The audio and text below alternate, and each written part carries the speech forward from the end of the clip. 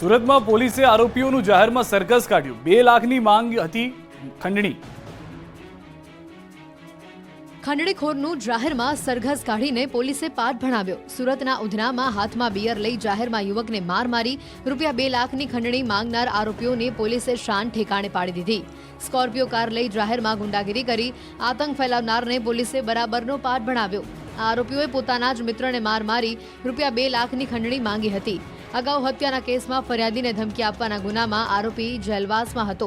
જેલવાસ દરમિયાન મિત્ર પપ્પુ મળવા ન આવતા તેના ઘરે જઈ હોબાળો કર્યો। એટલું જ નહીં, પોતાના અન્ય 5 સાગરીતો સાથે મળી યુવકને માર મારી ખંડણી માંગી હતી। લાજપોર જેલમાં મળવા કેમ નથી આવ્યો, મારે 2 લાખ ખર્ચ થયો છે તેમ કહીને ધમકી આપી। વાયરલ વિડીયો બાદ પોલીસે 4 આરોપીઓની ધરપકડ કરી સરઘસ કાઢી પાઠ ભણાવ્યો હતો। જૂનાગઢમાં સ્વામીને માર મારવાની ઘટનામાં જમીન વિવાદ આવ્યો સામે। જૂનાગઢના જાલણસર ગામે આવેલ ધામ ગુરુકુળના સંચાલક સ્વામી વિજય પ્રકાશ દાસને 5થી વધુ ઈસમોએ ઢોર માર મારી વિડીયો વાયરલ કર્યો। જો કે હાલ આ બનાવમાં જમીન પ્રકરણ સામે આવ્યું છે। સરકારના સ્કૂલ પ્રોજેક્ટને સાકાર કરવા ગાંધીનગર પાસે જમીન રખાઈ હતી, જેમાં જયસ્મીન માઢક અને જય મોલિયા નામના 2 શખ્સોએ કોઈ મહિલાના નામની જમીનને પોતાની જમીન બતાવી 50,51,000 જેટલી રકમની ઉચાપત કરી હતી।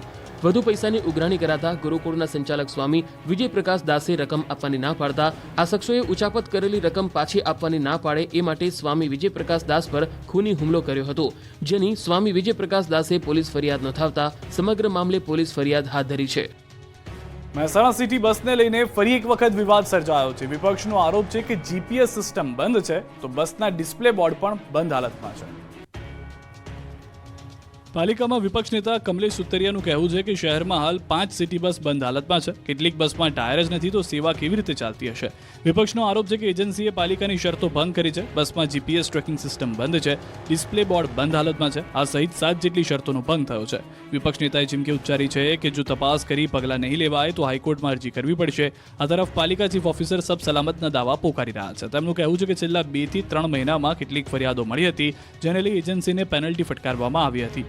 ઉપરાંત ઇજારેદારોને બોલાવી ટકોર પણ કરવામાં આવી છે। જોકે સવાલ તો એ પણ છે કે જો એજન્સી સિટી બસ ચલાવી નથી શકતી પછી કેમ બદલવામાં નથી આવતી। સમસ્યા જે પણ હોય, મુશ્કેલી તો આખરે મહેસાણાની જનતાને પડી રહી છે। ગુજરાતમાં લોકસભાની ચૂંટણીના પરિણામની તૈયારીઓને આખરી ઓપ। દેશભરના લોકો 4 જૂનની રાહ જોઈ રહ્યા છે। લોકસભા ચૂંટણીના પરિણામ માટે તંત્ર સજ્જ છે। તૈયારીઓને આખરી ઓપ આપી દેવાયો છે। ત્યારે અમદાવાદમાં મતગણતરી માટે તૈયારીઓને આખરી ઓપ અપાયો। ગુજરાત કોલેજ, એલડી એન્જિનિયરિંગ કોલેજમાં તૈયારી કરાઈ। બંને સેન્ટર પર પોલીસ બંદોબસ્ત ગોઠવાયો। ગેટ પર મેટલ ડિટેક્ટર મુકાયા। ગેટથી સ્ટ્રોંગ રૂમ સુધી ચાંપતો બંદોબસ્ત કરાયો।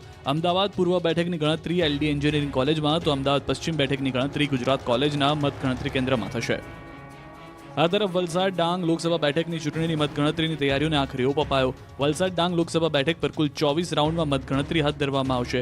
પ્રત્યેક રાઉન્ડમાં 14 ટેબલની વ્યવસ્થા કરવામાં આવી છે। સરકારી એન્જિનિયરિંગ કોલેજમાં મતગણતરી હાથ ધરાશે। મતગણતરી મથક પર 3 લેયરમાં સુરક્ષા બંદોબસ્ત ગોઠવવામાં આવ્યો છે। ગરમીના કારણે મતગણતરી કેન્દ્ર પર પાણી સહિતની જરૂરી સુવિધાઓ અને એમ્બ્યુલન્સની પણ વ્યવસ્થા કરવામાં આવી છે। વલસાડ જિલ્લા કલેક્ટરે મતગણતરી પ્રક્રિયાની તૈયારીઓની સમીક્ષા કરી। મતગણતરી પ્રક્રિયા સામાન્ય લોકો પણ લાઈવ નિહાળી શકે તે માટે પણ તંત્ર દ્વારા વિશેષ વ્યવસ્થા કરવામાં આવી છે। ભાવનગરમાં ભગવાન જગન્નાથજીની રથયાત્રાને લઈને તૈયારીઓનો ધમધમાટ શરૂ। ભગવાન જગન્નાથજીની રથયાત્રાને લઈને તપાસનો ધમધમાટ શરૂ થઈ ગયો છે। નાથની શહેરમાં પધરામણી કરવા ભાવનગરમાં આજે સાધુ સંતો અને રાજકીય આગેવાનોની ઉપસ્થિતિ રહી। ધ્વજારોહણ અને રથયાત્રા કાર્યાલય ઉદ્ઘાટન સાથે રથયાત્રાની તૈયારીઓને વેગ અપાયો। ભાવનગર શહેરના પરિમલ ચોક વિસ્તારમાં રથયાત્રા કાર્યાલયને સાધુ સંતોના હસ્તે ખુલ્લું મૂકવામાં આવ્યું। ભાવનગરમાં ભગવાન જગન્નાથજીની 17 કિલોમીટર લાંબી 39મી રથયાત્રા આગામી 7મી જુલાઈના રોજ નીકળવાની છે। ત્યારે સાધુ સંતો અને રાજકીય આગેવાનોની ઉપસ્થિતિ, ધ્વજારોહણ અને રથયાત્રા કાર્યાલય ઉદ્ઘાટનની સાથે રથયાત્રાની તૈયારીઓને પણ વેગ આપવામાં આવ્યો। આ પ્રસંગે સ્વયંસેવકો પણ તૈયારીમાં લાગી ગયા। આગામી દિવસોમાં ભાવેણાના માર્ગ પર આકર્ષણ હોર્ડિંગ્સ અને ધજા પતાકાઓ લગાવવાની કામગીરી પૂરજોશમાં શરૂ કરવામાં આવશે। સુરતમાંથી ડ્રગ્સ ગાંજો ઝડપાયો। ડાર્ક વેબ ઓનલાઈનથી ચાલતો નશાનો કારોબાર।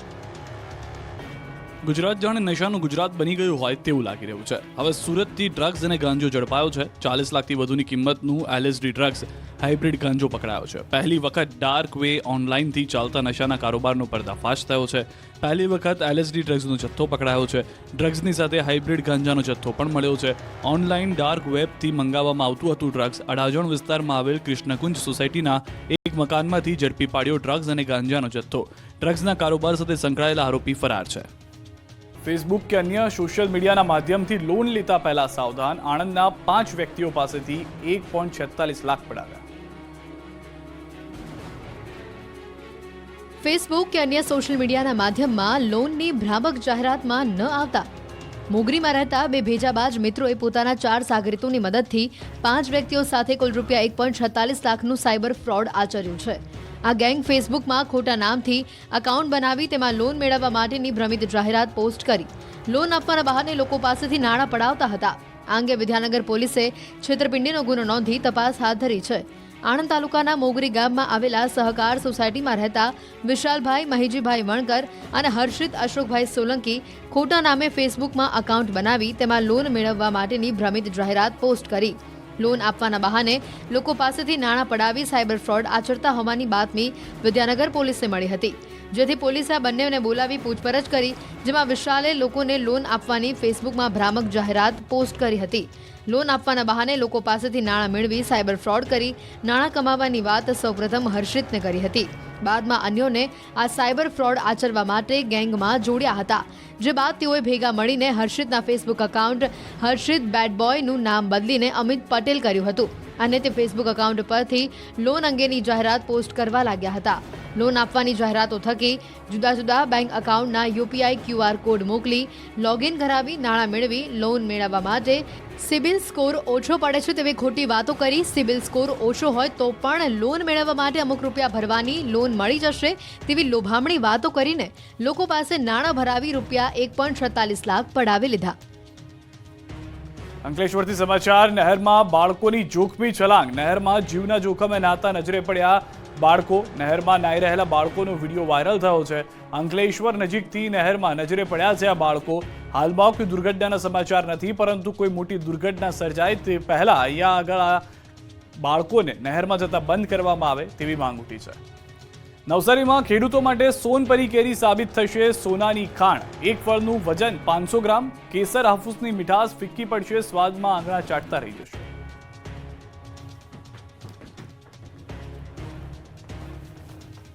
કેસર અને હાફૂસ કેરી વાતાવરણ સામે ટકી ન શકી એવી નબળી સ્થિતિ બની રહી છે, ત્યારે તેની સામે નવસારી કૃષિ યુનિવર્સિટી દ્વારા સંશોધન થકી વિકસાવેલી સોનપરી વાતાવરણ સામે તેની ટકાઉ શક્તિ અને મીઠાશને કારણે ખેડૂતોની વાડીઓમાં સ્થાન પામી રહી છે. નવસારીના એથાણ ગામના ખેડૂત રાહુલ નાયક પરંપરાગત કેસરને બદલે વૈજ્ઞાનિક પદ્ધતિથી સોનપરીના ઝાડોનું વાવેતર કરી બદલાતા વાતાવરણ પણ સારી આવક મેળવી રહ્યા છે. નવસારી કૃષિ યુનિવર્સિટી દ્વારા સંશોધન થકી 500 ગ્રામ જેટલું વજન ધરાવતી સોનપરી નામની કેરી પકાવવામાં આવી રહી છે અને આ કેરીની ડિમાન્ડ એટલી વધારે છે કે તેની ખરીદવા માટે પ્રી ઓર્ડર આપવા પડે છે. આ વર્ષે હીટવેવ અને બદલાતા વાતાવરણને લીધે પરંપરાગત કેસર અને હાફૂસ કેરીને મોટું નુકસાન થયું છે, ત્યારે તેની સામે નવસારી કૃષિ યુનિવર્સિટી દ્વારા સંશોધન થકી વિકસાવેલી સોનપરી કેરી વાતાવરણ સામે તેની ટકાઉ શક્તિ અને મીઠાશને કારણે ખેડૂતોની વાડીઓમાં સ્થાન પામી રહી છે. સોનપરીની મીઠાશ સામે હાફૂસ અને કેસર પણ ફીકી પડતા રાહુલભાઈએ પોતાની વાડીમાં પણ ધીરે ધીરે સોનપરીના ઝાડો વધારતા ગયા છે. બજારમાં સોનપરીના ભાવ પણ પ્રતિ મણ 3000 થી 5000 રૂપિયાથી વધુ મળી રહ્યા છે. જામનગરની શોભા વધારતા લાખોટા તળાવનો ઇતિહાસ ભૂસી નાખવા તંત્રની કવાયત. જામનગર શહેરની બરાબર મધ્યમાં આવેલું લાખોટા તળાવ 5 લાખ ચોરસ મીટરમાં અને 3 ભાગમાં વહેંચાયેલું છે. આ તળાવ નગરની શોભામાં અભિવૃદ્ધિ કરે છે. જામનગરની આન બાન અને શાન કહેવાતા તળાવનો ઇતિહાસ ભૂસી નાખવા તંત્ર કવાયત કરી રહ્યું છે. લાખોટા તળાવના પાર્ટ 2 બ્યુટિફિકેશનમાં થાળી ભાગીને વાટકો કરવા જેવો ઘાટ ઘડાયો છે. તળાવમાં ખોદીને માટી કાઢવાને બદલે અન્ય જગ્યાએથી માટી નખાતી હોવાનો વિપક્ષનો આરોપ છે. વિકાસને બદલે વિનાશ કરાતો હોવાનો વિપક્ષનો દાવો છે. વિપક્ષી નેતા અને કોર્પોરેટરો ચાલુ સાઇટ પર પહોંચ્યા અને વિરોધ વ્યક્ત કર્યો. તળાવની ફરતે 20 ફૂટ જેટલી ભરતી કરી મહાનગરપાલિકા દ્વારા બનાવાઈ રહ્યો છે વોકવે. 30 કરોડના ખર્ચે અન્ય તળાવો પણ નિર્માણ થાય તે પ્રકારે કોર્પોરેશને કરવું જોઈએ તેવી વિપક્ષની શિખામણ. રાજાશાહી વખતના તળાવને પૂરીને વિકાસના નામે વિનાશ થઈ રહ્યો હોવાનો વિપક્ષે દાવો કર્યો. કોર્પોરેશનના સત્તાધીશોના વહીવટ સામે આક્ષેપ સાથે જન આંદોલન છેડવાનો વિપક્ષે હુંકાર ભર્યો. વલસાડ જિલ્લાના વેલવાગડમાં આધુનિક સ્પોર્ટ્સ કોમ્પ્લેક્સનું ઉદ્ઘાટન કરાયું. વલસાડ જિલ્લાના પરિયા નજીક વેલવાગડમાં રાજ્યના બે મંત્રીઓની હાજરીમાં આધુનિક સ્પોર્ટ્સ કોમ્પ્લેક્સનું ઉદ્ઘાટન કરવામાં આવ્યું. વેલવાગડમાં બગવાડા જૈન પરગણા જૈન એજ્યુકેશન સોસાયટી દ્વારા નિર્માણ પામેલ આધુનિક સ્પોર્ટ્સ કોમ્પ્લેક્સનું ઉદ્ઘાટન કર્યું. આ સ્પોર્ટ્સ કોમ્પ્લેક્સમાં વિવિધ રમતો માટે સુવિધા ઊભી કરવામાં આવી. સાથે જ મંત્રીઓએ આધુનિક પેવેલિયનનું ખાતમુહૂર્ત પણ કર્યું. સોસાયટી દ્વારા આ વિસ્તારના જૈન અને નોન જૈન બાળકો માટે અનેક પ્રવૃત્તિઓ અને કાર્યક્રમો યોજાયા છે. સાથે જ બાળકોના ઉજ્જવળ ભવિષ્ય માટે પણ આ પ્રયાસો હાથ ધરવામાં આવે છે. જે નિમિત્તે સમાજ દ્વારા 10 એકરમાં આધુનિક GH શાહ સ્પોર્ટ્સ કોમ્પ્લેક્સનું નિર્માણ કરવામાં આવ્યું છે. સાથે જ ક્રિકેટ ટુર્નામેન્ટનો પણ આરંભ કરવામાં આવ્યો છે. આ પ્રસંગે રાજ્યના નાણામંત્રી કનુભાઈ દેસાઈ અને ગૃહમંત્રી હર્ષ સંઘવીએ પણ આ સ્પોર્ટ્સ કોમ્પ્લેક્સના ઉદ્ઘાટન સમારોહમાં ફટકાબાજી કરી આયોજકોનો ઉત્સાહ વધાર્યો હતો. હિંમતનગરમાં રાજ્ય કક્ષાની સ્વિમિંગ સ્પર્ધામાં 3000 યુવતીઓએ દેખાડ્યો હતા. ખેલ મહાકુંભ 2.0 અંતર્ગત સમગ્ર રાજ્યમાં વિવિધ પ્રકારની રમતોનું આયોજન કરવામાં આવ્યું છે. જેમાં હિંમતનગરના સાબર સ્ટેડિયમ ખાતે રાજ્યકક્ષાની સ્વિમિંગ સ્પર્ધાનું આયોજન કરવામાં આવ્યું હતું. આ સ્પર્ધામાં સમગ્ર રાજ્યના 30 જિલ્લાના 3000થી વધુ સ્વિમર યુવતીઓ અને યુવકોએ ભાગ લીધો હતો. અંડર 14, અંડર 17 અને ઓપન ગ્રુપના સ્પર્ધકોએ ભાગ લીધો. રમતવીરો રાજ્યકક્ષાએ નેશનલ અને ઇન્ટરનેશનલ લેવલે આગળ વધે અને ઓલિમ્પિક માટે પણ તૈયારી કરે તે માટે આ ખેલ મહાકુંભનું આયોજન કરવામાં આવ્યું છે. વિજેતાઓ ઓલિમ્પિક અને ઇન્ટરનેશનલ લેવલે પોતાનું પ્રદર્શન બતાવશે. નેશનલ કક્ષાએ અને ઓલિમ્પિક કક્ષાએ ભાગ લઈને તેમનું તથા ભારત દેશનું નામ રોશન કરે તે માટે મહેનત કરી રહ્યા છે. વલસાડ ડાંગ લોકસભા બેઠકની ચૂંટણીની મતગણતરીની તૈયારીઓને આખરી ઓપ અપાયો છે. વલસાડ ડાંગ લોકસભા બેઠક પર કુલ 24 રાઉન્ડમાં મતગણતરી હાથ ધરવામાં આવશે. પ્રત્યેક રાઉન્ડમાં 14 ટેબલની વ્યવસ્થા કરવામાં આવી છે. મતગણતરી કેન્દ્રમાં મોબાઈલ લઈ જવા પર પ્રતિબંધ મૂકવામાં આવ્યો છે. સરકારી એન્જિનિયરિંગ કોલેજમાં મતગણતરી હાથ ધરાશે. મતગણતરી મથક પર 3 લેયરમાં સુરક્ષા બંદોબસ્ત ગોઠવવામાં આવશે. ગરમીના કારણે મતગણતરી મથક પર પાણી સહિતની જરૂરી સુવિધાઓ અને એમ્બ્યુલન્સની પણ વ્યવસ્થા કરવામાં આવી છે. વલસાડ જિલ્લા કલેક્ટરે મતગણતરી પ્રક્રિયાની તૈયારીઓની સમીક્ષા કરી. મતગણતરી પ્રક્રિયા સામાન્ય લોકો પણ લાઈવ નિહાળી શકે તે માટે પણ તંત્ર દ્વારા વિશેષ વ્યવસ્થા કરવામાં આવી છે. સંઘ પ્રદેશ દમણ અને દીવ સાથે સાથે દાદરાનગર હવેલીમાં મતગણતરી માટે પ્રશાસન દ્વારા તૈયારીઓને આખરી ઓપ અપાયો છે. દમણમાં થયેલા મતદાનની મતગણતરી દમણની TTI કોલેજમાં થશે, જ્યારે દીવમાં થયેલા મતદાનની મતગણતરી દીવમાં થશે. સાથે જ દાદરાનગર હવેલીની મતગણતરી સેલવાસની કરાડ કોલેજમાં હાથ ધરવામાં આવશે. દમણ દીવ લોકસભા બેઠકની મતગણતરી 12 ટેબલમાં 9 રાઉન્ડમાં પૂરી થઈ જશે, જ્યારે દીવ મતગણતરી પ્રક્રિયા કેન્દ્ર પર 10 ટેબલ પર કુલ 5 રાઉન્ડમાં જ પૂર્ણ થશે. જ્યારે દાદરાનગર હવેલી લોકસભા બેઠકની મતગણતરી માટે કુલ 14 ટેબલ પર 23 રાઉન્ડમાં મતગણતરી પૂર્ણ થશે. મતગણતરી શાંતિપૂર્ણ માહોલમાં પૂરી થાય તે માટે 3 લેયરમાં ચુસ્ત સુરક્ષા બંદોબસ્ત ગોઠવવામાં આવ્યો છે.